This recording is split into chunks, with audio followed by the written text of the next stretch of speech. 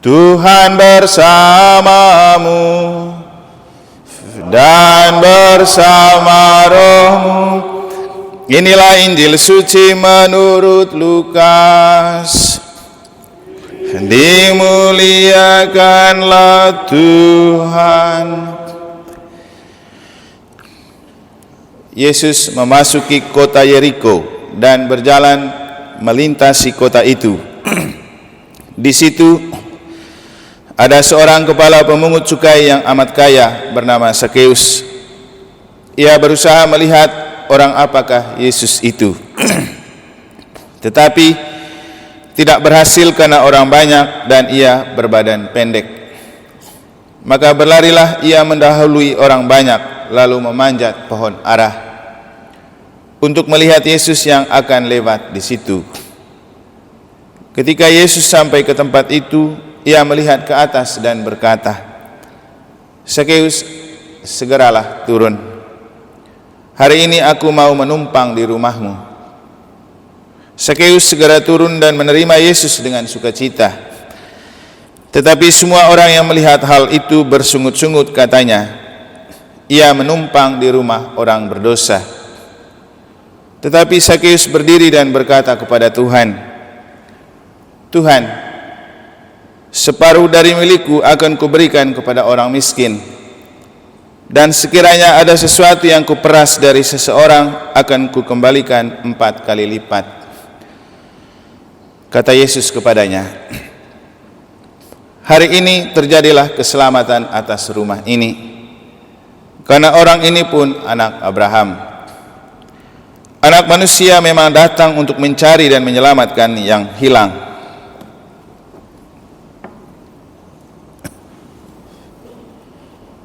Demikianlah sabda Tuhan. Terpujilah Kristus.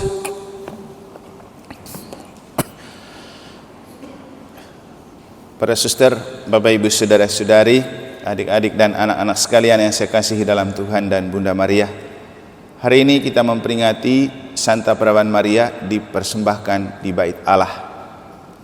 Dua bacaan suci yang dipakai untuk bacaan hari ini tidak ada sangkut pautnya dengan hidup Bunda Maria. Tetapi cerita-cerita itu juga punya konektivitas dengan gaya hidup Bunda Maria yang juga bisa kita maknai, baik dari Eleazar dalam bacaan pertama, Zakheus dalam Injil, juga Bunda Maria sendiri yang perayaan dipersembahkan kepada Allah kita peringati hari ini.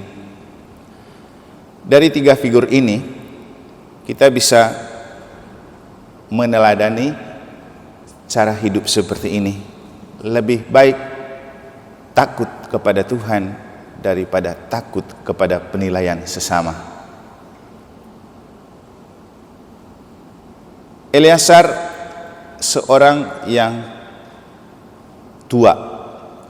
Dia tahu diri bahwa dia itu figur yang harus menjadi teladan dan contoh untuk orang-orang muda. Dan dalam dirinya ia mencoba untuk menjaga harga diri itu dengan komit pada apa yang sudah dia janjikan, yaitu taat kepada hukum Taurat. Maka ketika ada orang yang mencoba untuk mengganggu komitmennya, ia menolak dengan tegas. Ia lebih baik dibenci, bahkan dibunuh, karena tidak mengikuti permintaan orang itu, daripada ia mengingkari Allah dan imannya kepada Allah. Dan dia bilang, "Saya ini sudah tua, apa yang saya berikan kepada generasi muda sebagai contoh dan teladan hidup? Kalau saya mengikuti apa yang mereka minta, saya tidak layak menjadi seorang figur dan contoh. Jadi saya harus tetap pegang pada pendirian. Lebih baik saya takut kepada Allah daripada takut kepada penilaian orang." Demikian juga Zakheus. Zakheus seorang kaya yang selalu ada dalam pengamatan banyak orang, dan bahkan ia sudah dinilai sebagai seorang koruptor karena mengasumsikan bahwa kekayaannya itu muncul karena ia seorang pemungut cukai. Maka mereka punya pikiran negatif tentang Zakheus dan dianggap sebagai orang berdosa. Maka ketika Sakeus punya hati untuk Tuhan dan ingin melihat Yesus dan berjumpa dengan Yesus, ia berjuang dengan segala cara, bahkan cara yang tidak lazim dilakukan oleh manusia. Tentu kita bisa membayangkan, sebagai seorang kaya hanya mau melihat Yesus, dia panjat pohon. Apa itu tidak merusakkan gengsi sebagai orang kaya? Di mana ada orang kaya di dunia ini hanya karena mau melihat Tuhan dia panjat pohon? Tidak ada. Memang memanjat pohon itu sebuah tindakan simbolik, tapi yang mau dikatakan adalah perjuangan untuk menanggalkan harga diri demi menjumpai Tuhan. Karena ia lebih takut kehilangan Tuhan daripada takut kehilangan penilaian positif dari orang-orang. Dan itulah yang membuat Tuhan Yesus simpati dengan dia. Yesus bilang apa? Sakeus turun, aku mau numpang di rumahmu. Tapi orang-orang yang melihat itu mengatakan apa? Kok mampir di rumah orang berdosa? Kok numpang di rumah orang berdosa? Sakeus tidak peduli dengan banyak komentar. Yang paling penting dia bahagia, Tuhan datang ke rumahnya. Dan saking bahagianya kemudian ia bilang apa? Separuh dari harta milikku akan kukembalikan kepada orang kalau memang saya korupsi. Kan gitu. Jadi rasa takut kepada Tuhan jauh lebih besar daripada rasa takut kepada manusia. Bunda Maria juga punya gaya seperti itu. Ia lebih punya rasa takut kepada Tuhan daripada takut kepada sesama. Bahkan ketika ada ancaman perceraian dari Santo Yusuf, ia tidak peduli. Ia tetap fokus pada ketaatan kepada rencana dan kehendak Allah, dan ia membawa ancaman itu dalam doa. Dan kekuatan doa yang kemudian mengubah pikiran Yusuf untuk membatalkan rencana menceraikan Maria. Jadi Maria lebih takut kepada Allah daripada takut kepada sesama. Demikian juga ketika Yesus ada dalam ancaman pembunuhan Herodes, dia tidak takut. Yang dia takutin kalau sampai kehilangan Tuhan dan tidak hidup menurut rencana Allah. Dan memang Allah merencanakan untuk menyelamatkan Yesus dari pembunuhan Herodes dengan melarikan mereka ke Mesir, dan kemudian selamat. Masih ada banyak contoh dalam hidup yang menunjukkan bahwa rasa takut kepada Allah jauh lebih berharga daripada rasa takut kepada manusia. Dan inilah sikap yang perlu kita hidupi sebagai orang beriman. Bapak Ibu, dalam kenyataan sering kita menemukan orang punya rasa takut dengan penilaian sesama jauh lebih besar daripada rasa takut kepada Tuhan. Tadi malam yang ikut doa 7 hari mamanya Bu Retno kira-kira siapa? Yang ikut misa. Kemarin ikut misa. Coba bandingkan, mana yang lebih banyak datang? Doa di sana atau misa di sini? Banyakan mana?